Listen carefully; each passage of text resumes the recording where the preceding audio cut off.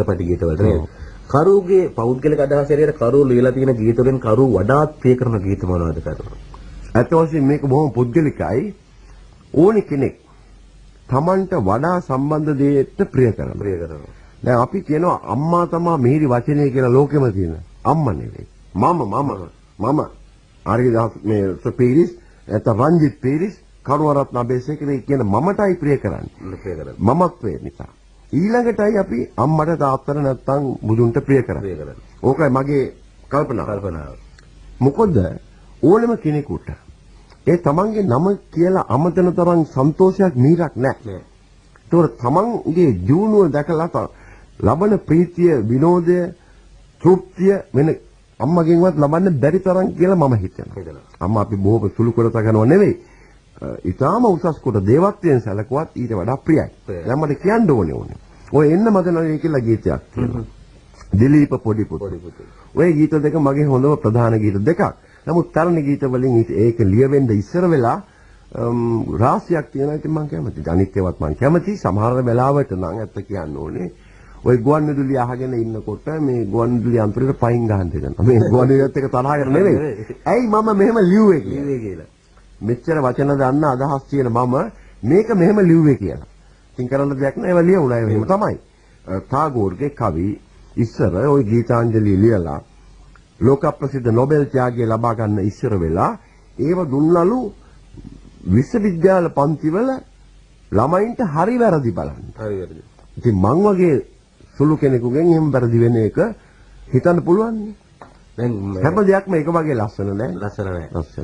හැම ගීතයක්ම કોઈ කාගේවත් මේ ලෝකේ කවියක් වේවා, ගීතයක් වේවා හැම දෙයක්ම ලස්සන. රූප සුන්දරියක් වේවා. පංච කල්යාණෙන් එකක් පොඩ්ඩක් හරි අඩු වෙනවා. දැන් කරු එතකොට සාමාන්‍යයෙන් අනාගත දැන් ගීත නිබන්ධය කරන අනාගත පරපුර වෙනුවෙන් කරුට මොනවද කියන්න පුළුවන්? අනාගත පරපුර හොඳට දන්නවනේ මොනවද කියන්න තියෙන්නේ. ඒ අයට ගුරුනාන්සලා එහෙම නැත්නම් මාර්ගෝපදේශකත්වය අවශ්‍ය නැහැනේ. සාමාන්‍යයෙන් යමක් කියනවා නම් කියන්න තියෙන්නේ මෙච්චරයි.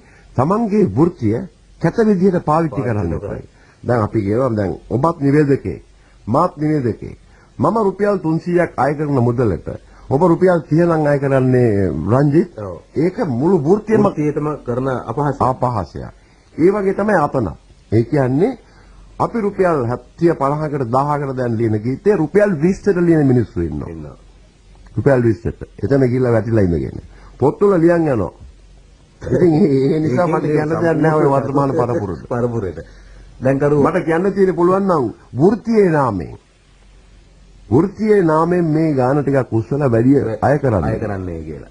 සාමාන්‍ය ඇත්ත වශයෙන්ම මගේ පෞද්ගලික අදහසක් තමයි දැන් ඔය ගීත නිබන්ධයට යන මාර්ගයේ හෙලිපෙලි කලේ කරුණාරත්න අබේසේකර හර්බර්ට් එම්තිනේ රත්න ඩීටී ෆර්නෑන්ඩු බෙන්ඩි ෆර්නෑන්ඩු යුගෝ ෆර්නෑන්ඩු ඒජස් ඔල්සෙවැනි අයයි. ඉතින් අපි කවුද නිසයි අද පහසෙන් උතන්ට යහ හැකි වෙන්නේ ඒක ඔබ වැනියන් ඒ වගේම මේ අපේ TGW සිල්වා මහත්මයාගේ ඉන්න සිල්වා කියලා මම මුල මතක නැහැ. රංජිත් සිල්වා. එතකොට රංජිත් ඉදිරිසිංහ මම මේ කියන්නේ අපි නිතර දකින අය නිසා අනන්ත අප්‍රමාණ ඒක ප්‍රිය කරනවා.